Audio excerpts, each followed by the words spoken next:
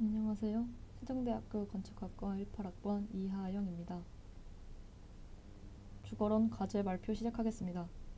제가 선택한 영화는 플로리다 프로젝트라는 영화입니다. 2017년 개봉작이며 감독은 션 베이컨입니다. 줄거리는 디즈니랜드 반대편 모텔 매직캐슬에서 엄마와 함께 장기 투숙을 하는 무늬의 이야기로 빈민층의 주거 공간을 배경으로 하고 있습니다. 플로리다 프로젝트라는 제목은 플로리다의 디즈니랜드 건설 당시 건설 프로젝트에 붙었던 이름입니다. 또한 프로젝트라는 것은 가난한 사람들에게 거주지를 마련할 수 있도록 도와주는 주거 사업을 뜻하기로 해서 이중적인 의미를 나타내고 있습니다. 영화에서는 화려한 외관 속 빈곤층의 삶을 조형하고 있습니다.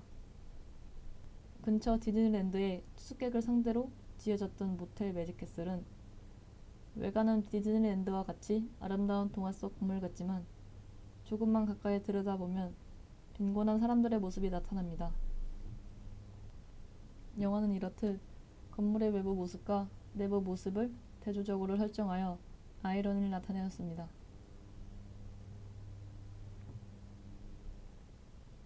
영화에서는 감옥의 창살을 난간으로 형상화했습니다. 영화에서는 여러 번 복도의 난간을 어린아이들의 작은 키를 이용하여 높고 답답한 감옥의 창살처럼 연출하였습니다. 아이들의 천진난만함과는 대비되는 깨끗하지 못하고 답답한 공간을 연출하여 실제 거주민들의 삶이 어떠한지 볼 수 있는 장면입니다. 이를 통해 제대로 된 주거 공간에서 살지 못하는 낙후 지역임을 적나라하게 드러냅니다. 다음으로 이 모텔의 외관 정비입니다. 아름답고 깨끗한 외관을 위해서 꾸준한 정비를 하며 많은 돈을 외관 정비에 들였지만 정작 주거 환경을 개선하는 데는 돈을 들이지 못하고 있습니다.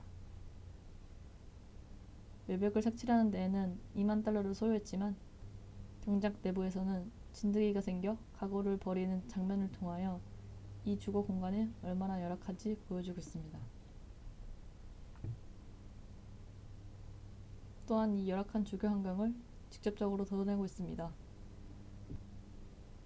새로 이사 온 친구를 위해 이 모텔 내부를 보여주는 장면을 통해 내부를 보여주고 있습니다.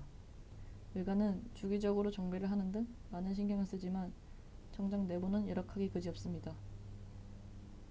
쾌적하지 못한 주거 환경을 제공하며 이곳에 사는 사람들의 삶의 질이 얼마나 떨어질지 볼 수 있는 공간입니다. 다음은 모텔의 거주민들입니다. 모텔의 거주민들은 제대로 된 주거 공간에서 살 수 있는 형편이 되지 않는 사회적 약자 및 빈민층의 사람들이 거주하고 있습니다. 때문에 이 지역이 외관과는 다르게 점점 슬럼화가 돼가는 것을 보여줍니다.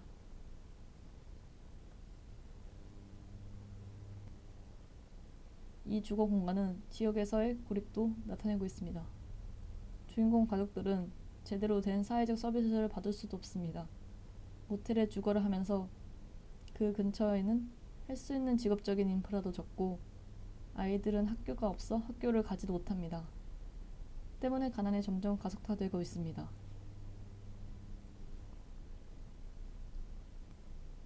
다음은 복지와 음식 문제입니다. 모텔 앞으로 빵을 나누어주는 자선업체가 들어오자 모텔 측은 자신들의 빈민의 장기 투숙객이 드러나는 것 같아 자리를 옮기라고 합니다. 이 영화 속에서 빈민들을 챙겨주는 것이 나온 것은 이 빵 트럭이 전부입니다.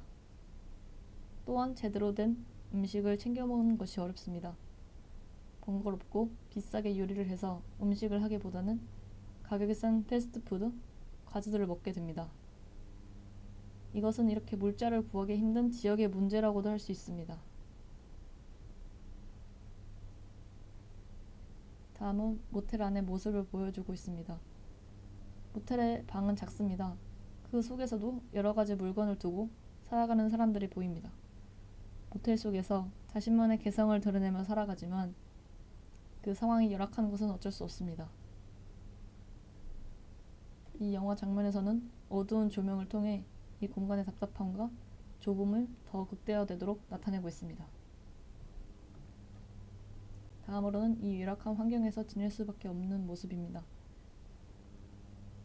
모텔은 공식적으로 장기 투숙은 허용하지 않으며 공간을 제대로 점유하지 못하고 짐을 모두 빼냈다가 다시 들어가기를 반복합니다. 이 이유는 주거복지의 사각지대 사람들이 도움을 받지 못하고 자신이 능력에 닿는 대로 비용을 마련하여 그때그때 지불을 하기 때문입니다. 일주일 단위로 방세를 지불해가며 많은 사람들이 이곳에 남아 있습니다.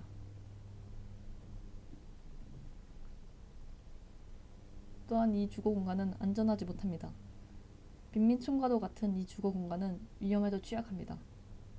물리적인 위험도 있겠지만 어린아이들에게 불순한 의도를 갖고 접근하는 사람들, 주차장에서 벌어지는 싸움 등을 보여주며 주거 공간이 중요한 이유는 주택이 깨끗하고 안락한 뿐만이 아니라 그 주거 공간을 감싸고 있는 지역까지도 영향을 받기 때문입니다.